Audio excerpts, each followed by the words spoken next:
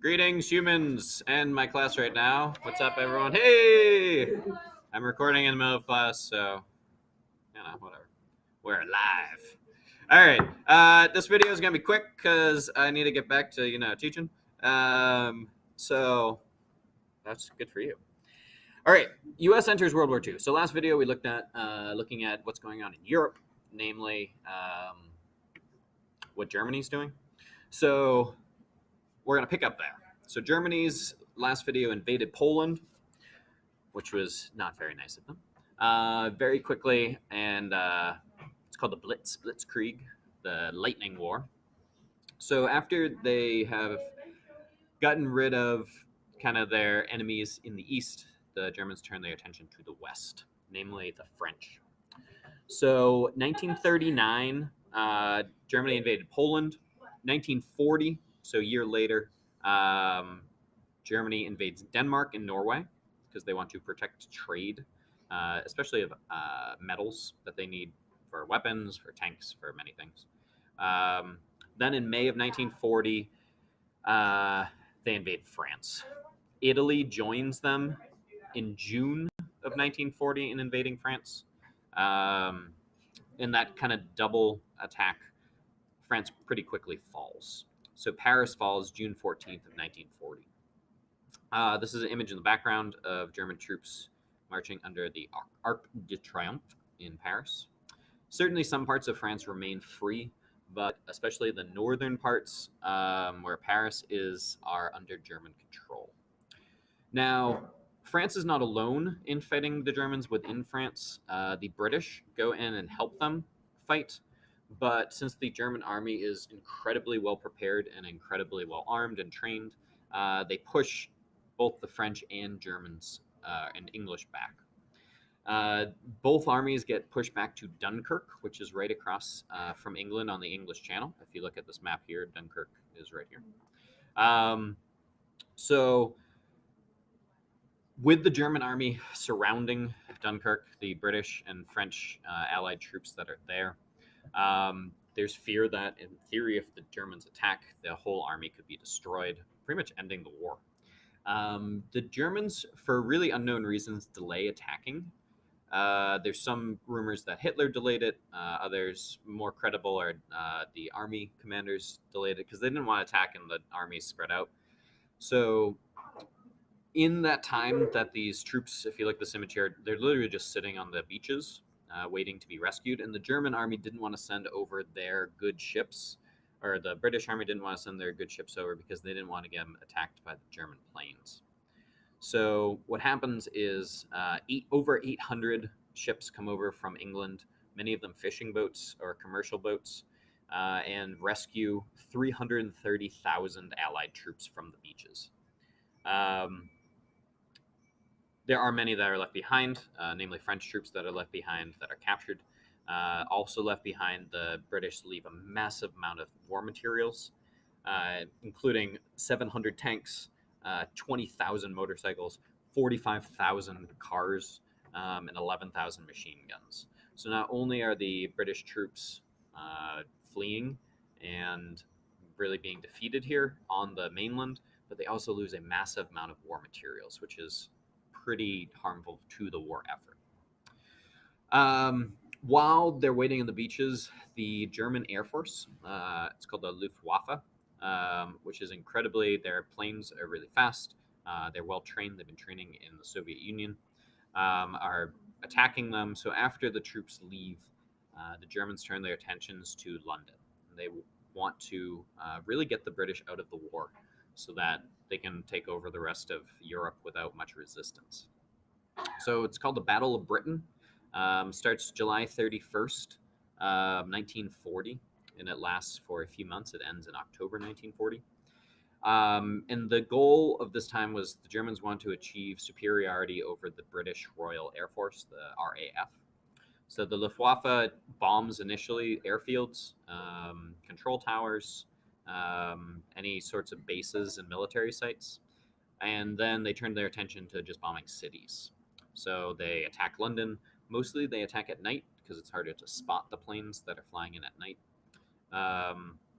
So this image in the background, you see London burning. London Bridge is over here.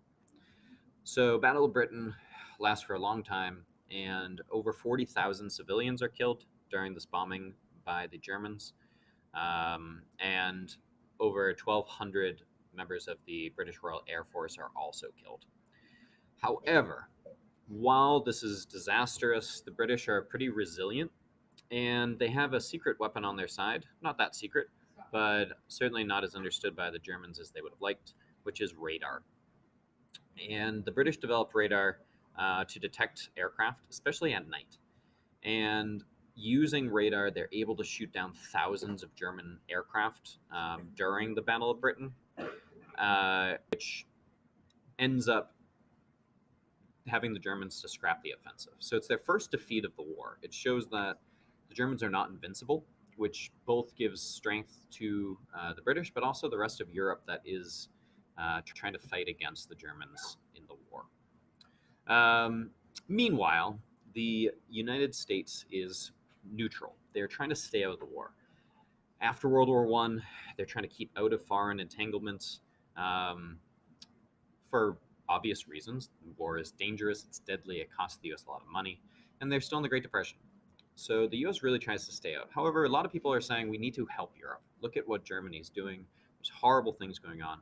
And one of the big people that is promoting that is Dr. Seuss, who, before writing many children's books, did a lot of political cartoons. So in this image here, we have a cartoon Dr. Seuss made of this woman sitting reading her children Adolf the Wolf. The wolf chewed up children and spit out their bones, but these were foreign children. It didn't really matter. So on her shirt, this America First was this idea during World War I that America should be first and we should not worry about many other countries. So Seuss is criticizing this idea that as long as it's not America being attacked, the US shouldn't care. So eventually, the voices are strong enough that Franklin Delano Roosevelt decides to start getting involved, namely with something called the Lend-Lease Plan. And with the Lend-Lease Plan, the US sends food, materials, oil to nations that are fighting against the Germans in World War II, free of charge. In exchange, the US gets use of military and naval bases overseas.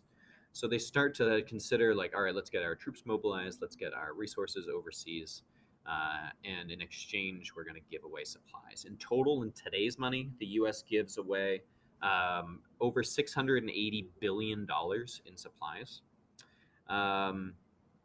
And it really ends the U.S.'s neutrality. They realize that they need to help the war against Germany and Japan, which we'll talk about in the next video. Aid to Stalin. So remember, initially in the war, the Soviet Union is helping Germany.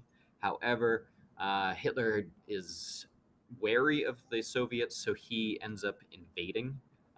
He invades the Soviet Union in 1941 with something called Operation Barbarossa, which throughout history, invading Russia is a stupid idea. So Germany invades with 3.8 million soldiers, which is a massive army. It's the largest movement of troops in the history of the planet. And as you can imagine, the mission fails. The Germans abandon it in December of 1941. So about 5 months later, 6 months later, the Germans lose over 1 million soldiers in this offensive trying to defeat the Soviet Union. The Russians lose 4.9 million people, including 3.3 million soldiers that are either starved or killed by the Germans. So Russia suffers horribly during this invasion over 6 months, losing millions of people, many civilians. So during this time, the German submarine force, it's called the Wolfpack is attacking many ships, and namely in the Atlantic. They are off the coast of Cape Cod. They sink a ship literally off the coast of Cape Cod. They are attacking merchant ships because the U.S. is sending these goods with the Lend-Lease program. But it's really not making much of a dent in stopping the U.S. from getting involved. So the Japanese, who are looking at the United States, seeing that they're about to get involved in the war, decide to preemptively attack so that if the U.S. does get involved, they're going to at least be weakened. So they decide to attack their Pacific Fleet in Pearl Harbor in Hawaii. And in the attack on Pearl Harbor, over 1,000 sailors are killed. Is the worst attack by a foreign nation on American soil, and it prompts the U.S. to declare war on Japan. Quickly thereafter, Germany declares war on the U.S. Thus, the U.S. fully enters into World War I. So, um, in the image here, we have President Roosevelt signing a declaration of war against Germany after Hitler and Italy with Mussolini declare war as well. So the U.S. is reluctant to get involved in this war, but through what they're seeing in Europe and what happens with Pearl Harbor, enough is enough, and the U.S. decides to get involved. So next video, we'll look at what happens when the U.S. gets involved in the war, namely how the tide turns in Europe and how the war is fought in the Pacific. And then we'll get into some atomic bomb in class, so we won't really talk about that in these videos. So, it might have been 10 minutes, so sorry for a little longer, but enjoy, and we'll see you next time.